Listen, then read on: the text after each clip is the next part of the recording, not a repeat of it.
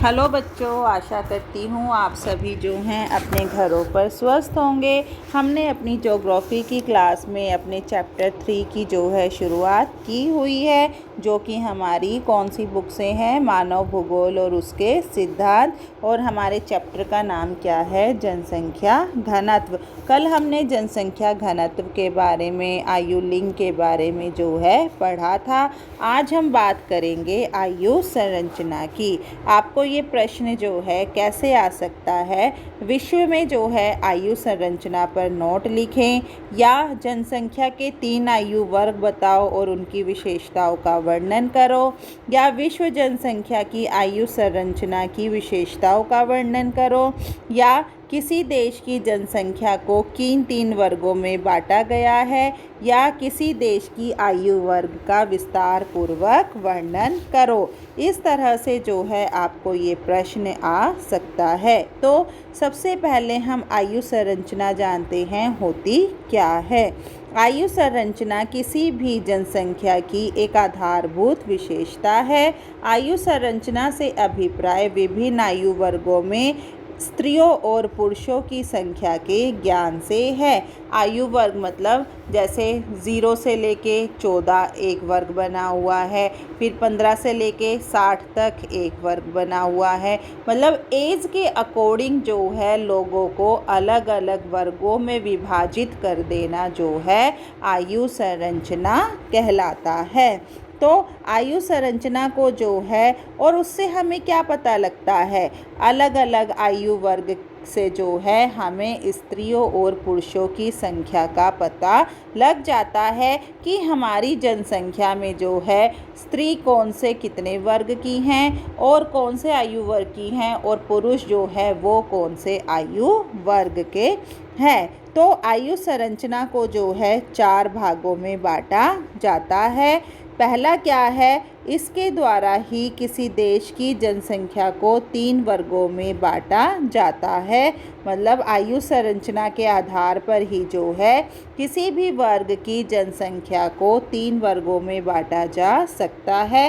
पहला आयु वर्ग है 0 से 14 वर्ष, दूसरा है 15 से 59 वर्ष, और तीसरा है 60 से ऊपर। अब आपने ध्यान दिया होगा, जब अब ये कोरोना वैक्सीन जो लगी थी, उस कोरोना वैक्सीन में भी जो है एज को ध्यान में रखते हुए अलग अलग एज ग्रुप के हिसाब से जो है लोगों को वैक्सीन लगाई गई थी। आपने देखा पहले 60 से ऊपर वालों को लगी, उसके बाद मिडल एज वालों को लगी। अब क्या रूल चला हुआ है, 18+, यानी कि जो 18 साल से ऊपर के लोग हैं उन सबको कोरोना वैक्सीन लग रही है। इसी तरह जो है किसी भी कार्य को सुचारू रूप से चलाने के लिए, ठीक ढंग से चलाने के लिए प्रत्येक वस्तु को, प्रत्येक वर्ग को, प्रत्येक चाहे स्त्री हो या पुरुष हो, उन्हें जो है अलग अलग वर्गों में बांट दिया जाता है। और उस वर्ग के आधार पर ही ये देखा जाता है कि किस वर्ग में लोगों की संख्या कितनी है, फिर उनको आपस में जोड़कर जो है पूरी जनसंख्या निकाल ली जाती है। तो पहले 3 वर्ग कौन से हैं आयु के, पहला है 0 से 14, 15 से 59, और तीसरा है 60 से ऊपर।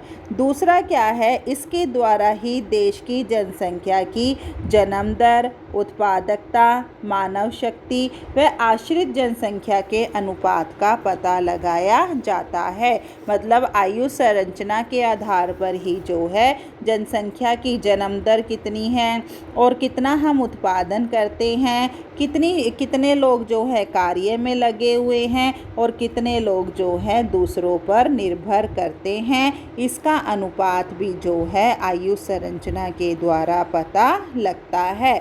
आयु संरचना के द्वारा ही जो है संभावित निपुण श्रम शक्ति, मतदाता जनसंख्या, स्कूल बच्चों की संख्या आदि का प्रक्षेपण किया जाता है, और भविष्य में जनसंख्या वृद्धि का अनुमान भी लगाया जाता है।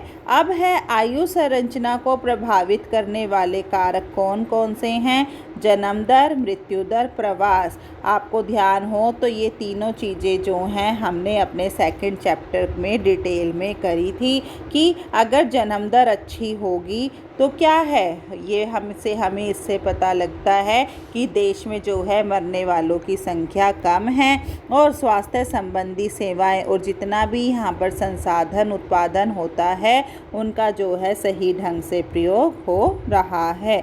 मृत्यु दर में क्या है, अगर मरने वालों की संख्या ज़्यादा है तो हमारी जनसंख्या ऋणात्मक दृष्टि से ऋणात्मक गिरावट की ओर जा रही है। अब है आयु वर्ग का वितरण। आयु वर्ग किसी भी देश की जनसंख्या को 3 आयु वर्गों में बांटा जाता है। पहला है बाल व तरुण आयु वर्ग, अभी हमने ऊपर पढ़ा था ना 0 से 14।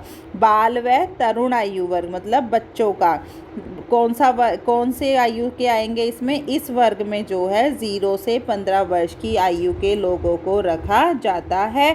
विश्व की 36% जनसंख्या 36% जनसंख्या जो है इसी वर्ग के अंतर्गत आती है।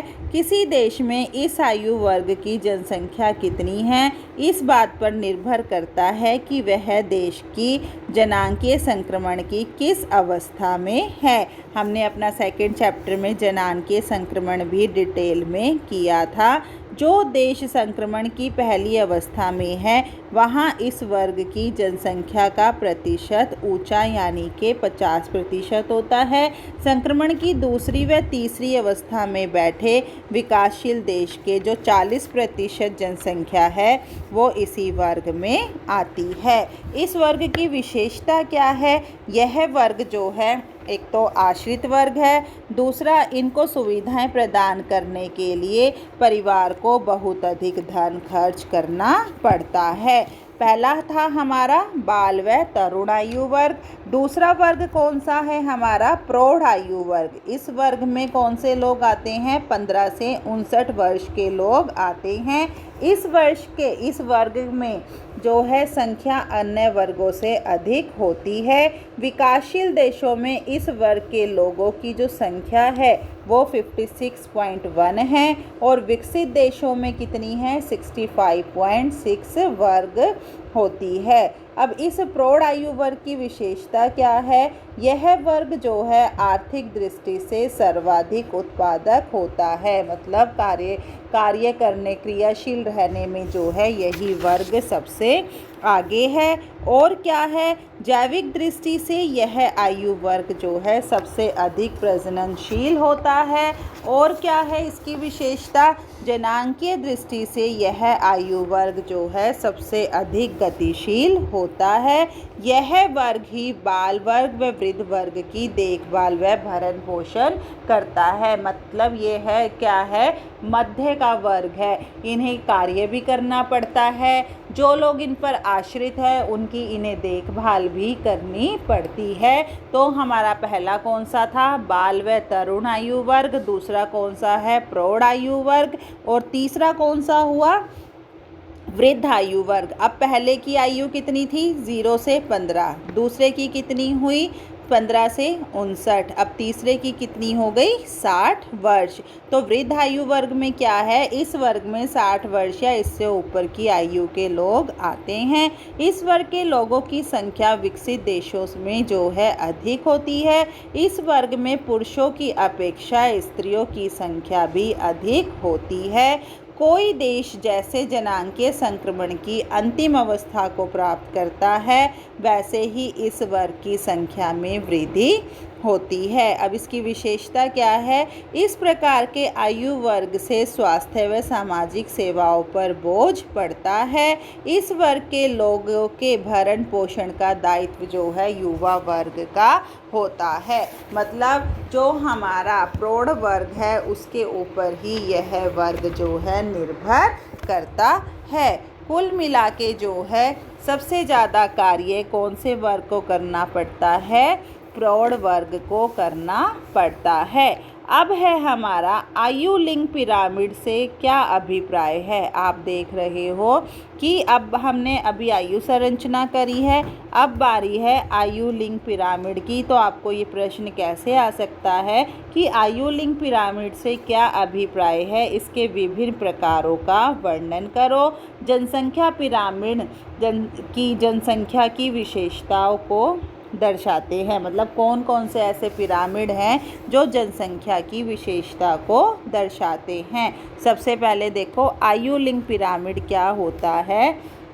विभिन्न आयु वर्ग जब दंड रेखाओं द्वारा पिरामिड आपने कभी देखा हो, एक त्रिभुजाकार आकृति होती है, त्रिभुज के आकार की, नीचे से चौड़ा ऊपर से भीड़ा, कई बार ये उल्टा भी होता है, तो उसे क्या कहा जाता है, पिरामिड कहा जाता है। विभिन्न आयु वर्ग जब दंड रेखाओं द्वारा मतलब कुछ मानक बना दिए जाते हैं तो उन्हें क्या है, पिरामिड द्वारा दिखाया जाता है, उसे जो है आयु पिरामिड कहा जाता है। इसमें प्रत्येक पट्टी जो है, प्रत्येक लाइन जो है जनसंख्या के एक विशेष आयु वर्ग को दर्शाती है।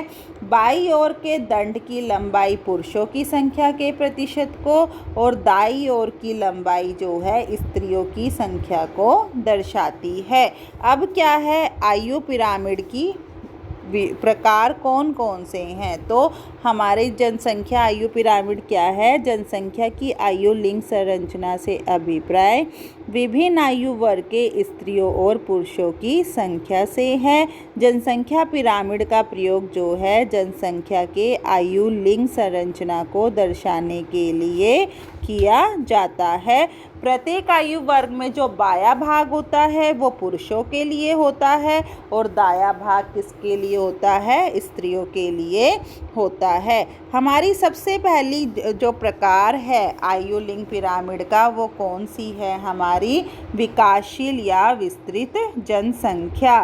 तो विकासशील या विस्तृत जनसंख्या में क्या आता है, ऐसी जनसंख्या के पिरामिड का आधार जो है वो चौड़ा होता है। आप ये देख रहे हो पिक्चर में भी, इसका आधार कैसा है, नीचे से ये चौड़ा है। आप देख रहे हो कि जो आपके लेफ्ट हैंड साइड का है वो क्या है, पुरुष को दर्शा रहा है, और राइट हैंड कैसा है, वो स्त्रियों को दर्शा रहा है।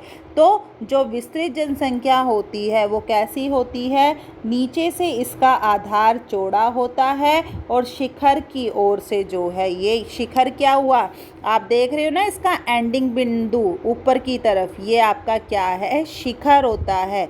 तो इस शिखर जो ये है कम चौड़ा होता है। यह विस्तृत आकार वाला त्रिभुजाकार पिरामिड होता है। आप इसे देख रहे हो, ये त्रिभुज के आकार का पिरामिड है। इस पिरामिड में उच्च जन्म दर के कारण निम्न आयु वर्ग में विशाल जनसंख्या पाई जाती है।